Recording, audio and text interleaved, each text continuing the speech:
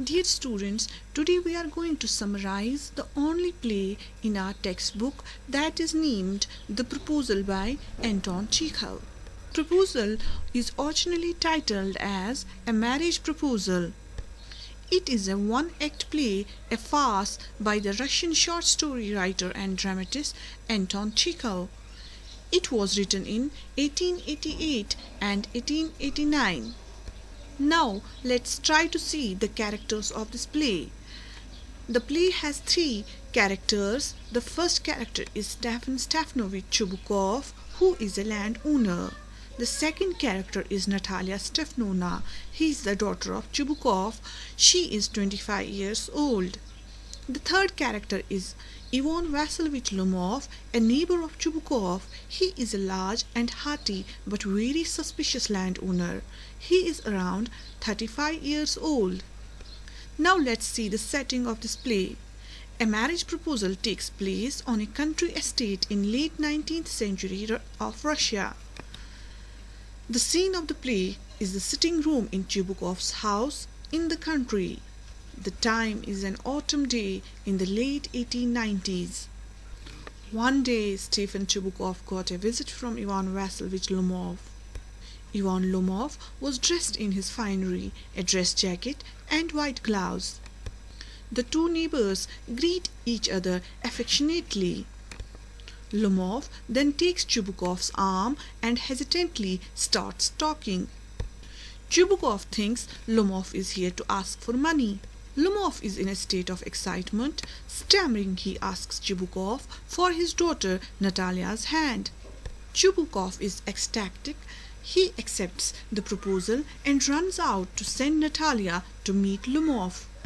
Chubukov is ecstatic. He accepts the proposal and runs out to send Natalia to meet Lomov. He is confident that his daughter will accept the proposal too. After Chubukov leaves, Lomov thinks to himself. He feels that he needs to decide and not think too much, otherwise he will never get married.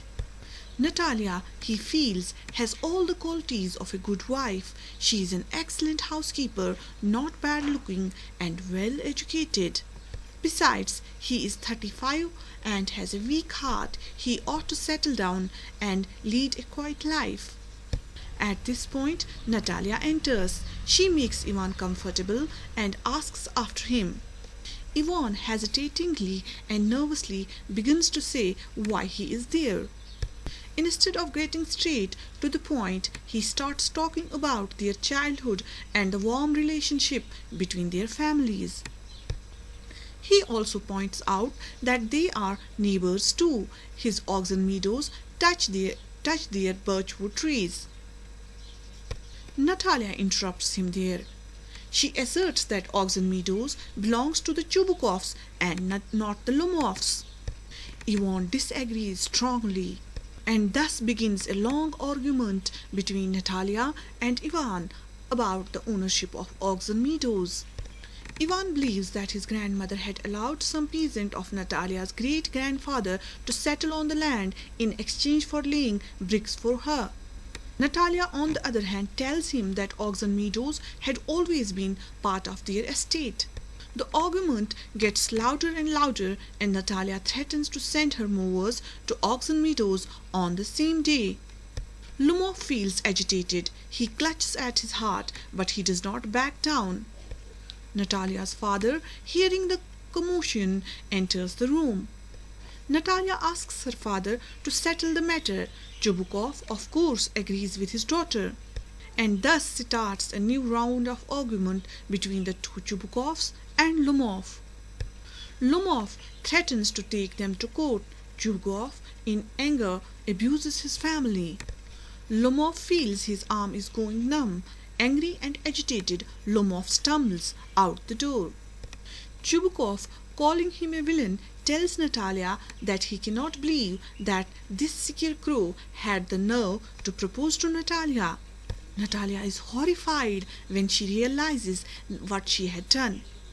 She cries out hysterically and tells her father to call him back. Chubukov is alarmed to see his daughter's state. He leaves and sends Lomov back. Now Lomov enters the scene. Natalia greets Lomov affectionately and tells him that Oxen Meadows is his. Lomov is happy to hear that. Lomov then tells her that his dog has gone lame. He laments the fact that he had paid 125 rubles for him. Natalia feels that the amount was too high. She believes that the dog her father bought for merely 85 rubles is better than Lomov's. Her dog's name was Guess. Lomov disagrees and another long argument starts.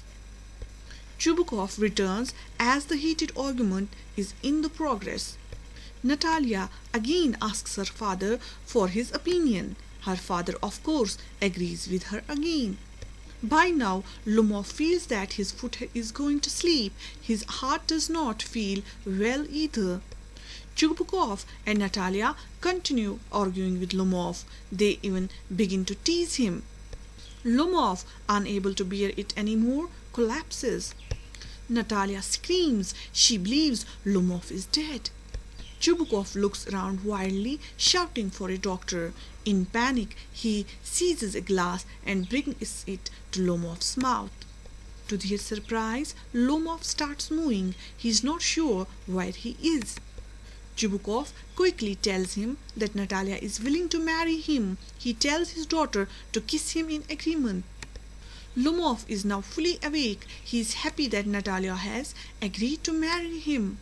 Natalia is also happy, but she is unwilling to lose the argument. She continues to say that her dog, Skeezer, is better than Lomov's Guess. Lomov too refuses to give in and insists that Skeezer was worse.